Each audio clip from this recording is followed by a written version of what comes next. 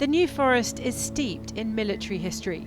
Situated between Salisbury Plain, home to many service units, and the Solent, the sea route for many during both wars, it offers a real insight into the country's war effort. But of course, it's not just significant to British troops. At the parish church of St Nicholas, the graves of more than 100 New Zealand, Indian and other soldiers can be found. Soldiers who died in Brockenhurst field hospitals during and immediately after the First World War. To commemorate this, there was a surprise guest appearance from an all-black legend. He told me he walked 23 miles yesterday. No, 16. I did when I in the morning. God defend our free land. God Pacific's triple star. Zinzan's English grandfather left his country of birth and fought as a New Zealander in the war. He was injured but survived. It's because of him and others like him that this world-renowned number 8 feels such an affinity with the military. God defend New Zealand.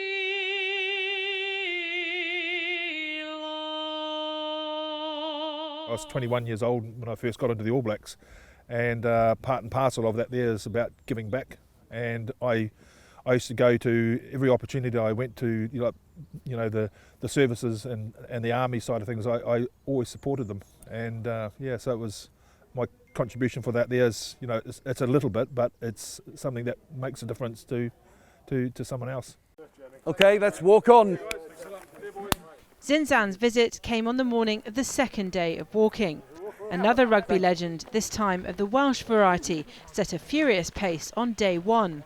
Ospreys and former Wales skipper Ryan Jones recently became an ambassador for the charity, and he joined the group for the first morning as they walked along abandoned runways and old bombing ranges, guided by historian Pete Jones. 5,000 acres of land were essentially requisitioned by the War Office, and they just dropped every type of bomb on the land that we're crossing now. And if you Google map it when you get home, you'll see what I mean. There are craters everywhere. The War Walk group was a healthy mixture of veterans and civilians, but all of them have rugby in common. And it was third time lucky for the charity to get the walk completed, with COVID postponing all previous attempts in the last 18 months. Very quickly on the route on day one, the group came upon an observation post and chalk markings used by World War II bombers on Ashley Heath. Basically speaking, the pilots would be looking out for different markers. They'd be looking for different targets. So that's a sort of an orientation marker that they could all pick out, even in the dodgiest kind of weather. And there are markers dotted all over this area. There's a great big long sort of concrete arrow just over the ridge. Well, I'm going to pick out just a couple of the features on this. This area became known as the Ashley Walk bombing range. But I'm going to show you something just over here. Okay.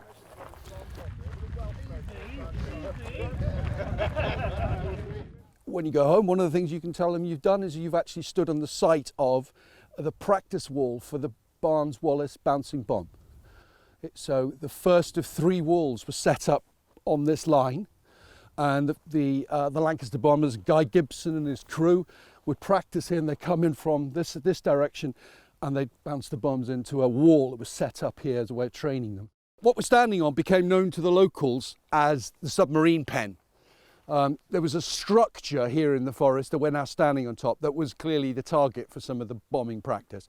It is in fact just a huge bunker. Some of the concrete under our feet is about 6 feet deep, and they were just testing bombs to see just how good they were against targets like this. But the aim was to try and take out these big bunkers and all the concrete.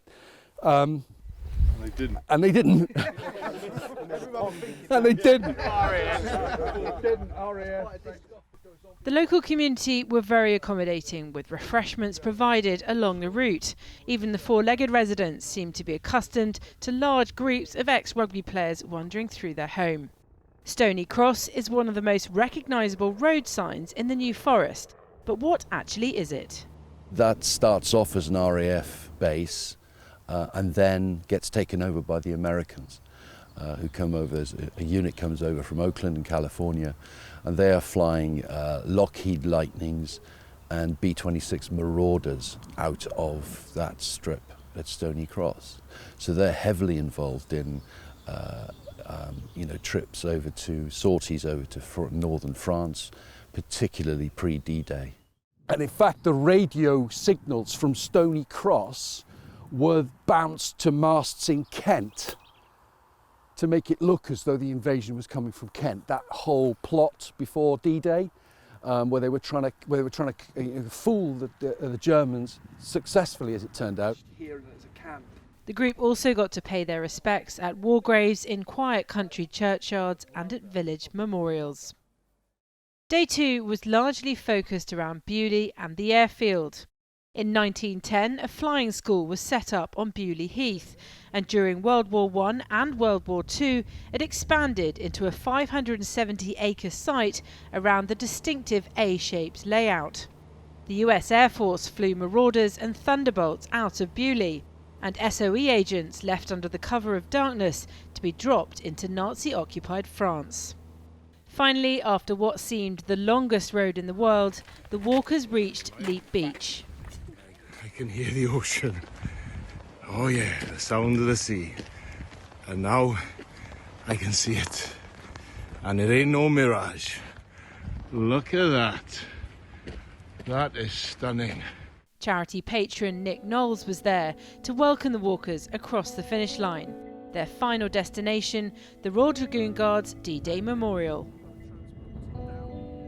On return to camp, itself the site of an old hospital, the charity's patron, ambassador and event sponsor reflected on the weekend's challenge.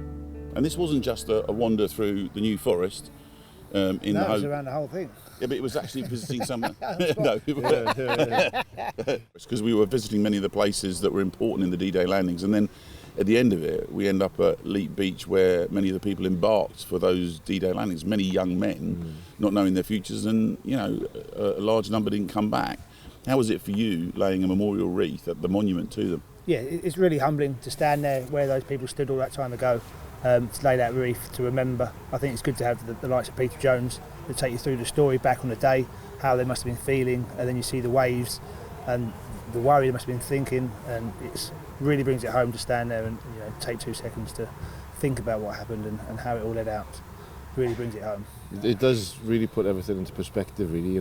Like this morning we went to St Nicholas Church in Brockenhurst, and it's where a lot of the Kiwis, the New Zealanders, are buried, because they came here to the hospital at the Tile Barn, and just seeing these young soldiers, some of them Maori soldiers, had travelled all the way from New Zealand to fight in the Great War, the First World War, and just the ages of the guys, it really does put it into perspective, and you see, kids really, 19, 20 years of age, and so many of them.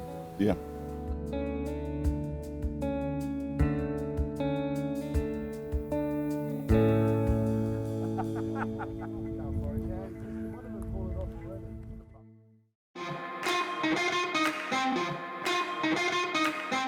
Don't forget to like and subscribe for more great videos just like this one.